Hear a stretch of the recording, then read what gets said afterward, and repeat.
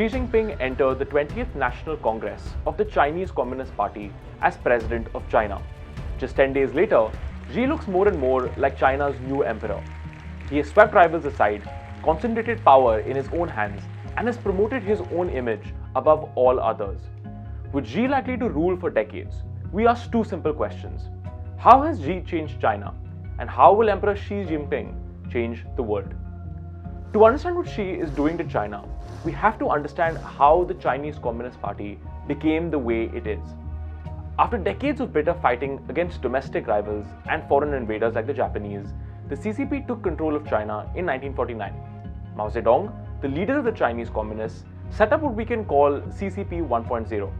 Mao was a lot like Xi Jinping today. He didn't like sharing power. He ruled China with an iron fist and purged rivals for power with ruthlessness. However, Mao's unchallenged dominance of the CCP 1.0 led to a few problems. Firstly, he implemented some objectively terrible policies, despite objections from key advisors.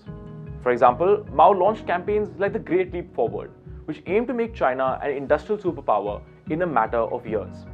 Not only did the plan fail miserably, the focus on industry and neglect of agriculture caused a famine that killed millions. That led us to a second problem. Mao didn't like being told that he was wrong. After his advisors and other leaders sidelined him for his massive mistakes, Mao launched a series of campaigns, including the Cultural Revolution, to brutally remove his rivals for power. Keep in mind that in many cases, these were people who had fought alongside Mao for decades. This also meant that the country lost many experienced leaders at a time of great need. So that was CCP 1.0, a party dominated by one man with no checks on his power, which stumbled from one crisis to another. When Mao died in 1976, the leaders left alive after his purges looked at each other and said, never again. They put together a new CCP, let's call it CCP 2.0, which did things differently. Firstly, China would have a top leader, but his power would not be absolute. Major leaders would have a say in policy making, and the Chinese president had to accommodate them. Second, CCP 2.0 would also end the brutal internal battles for power within the Chinese Communist Party by putting in place certain rules. For example, China's president would only serve 2 5-year terms before handing over power to a pre-appointed successor. Rather than have officials who tried to rule for life, the CCP also put in age limits and retired party leaders once they hit a certain age.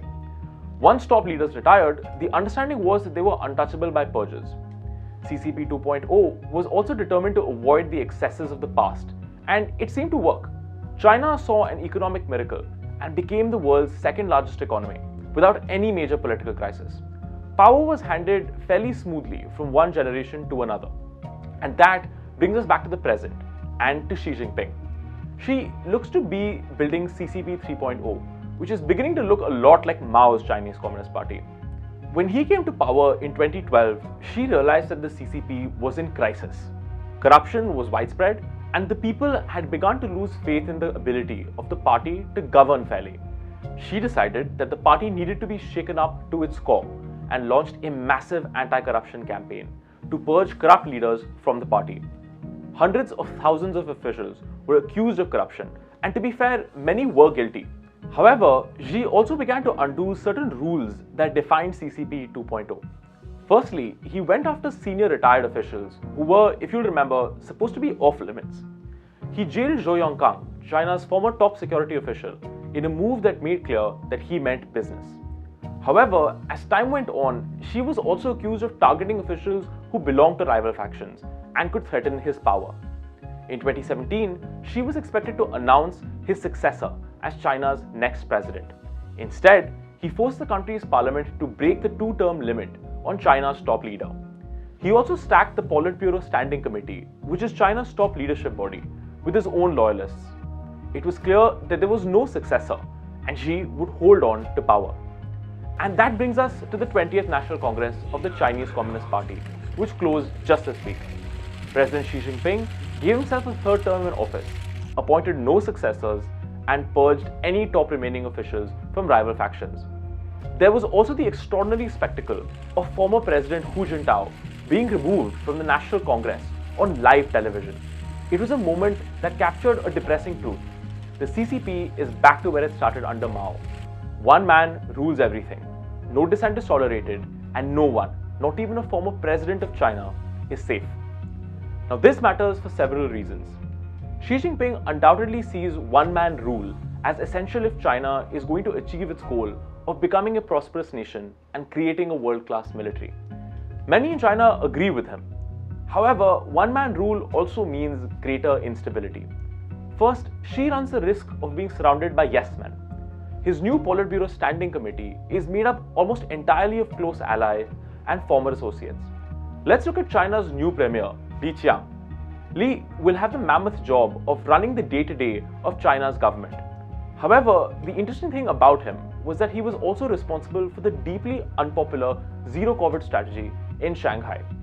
Despite heavy criticism of Li, he has been promoted to the second most powerful position in China merely because of his proximity to Xi Jinping. By surrounding himself with loyalists, Xi might just have become another Mao. Part of the problem with Mao Zedong was his inability to listen to criticism and dissent. It led him to enact disastrous policies, and Xi might be walking down the same path. Secondly, Chinese history is filled with stories of what happens when an all-powerful leader dies without designating a successor. Chaos inevitably follows.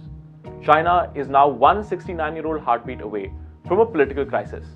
If Xi dies or is otherwise incapacitated, it isn't clear who or what could succeed him. On the world stage, China is likely to continue its aggressive foreign policy.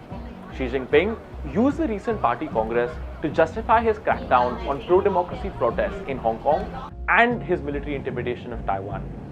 Under his watch, China has taken an increasingly confrontational stance against the United States, America's Western allies, and powers like India.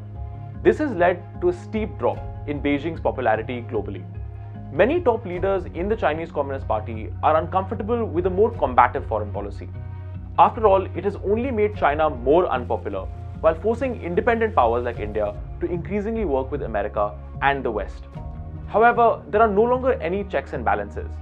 Premier Li Keqiang, who ran China's government and was the only thing representing a check on Xi Jinping's power, has also been booted from office.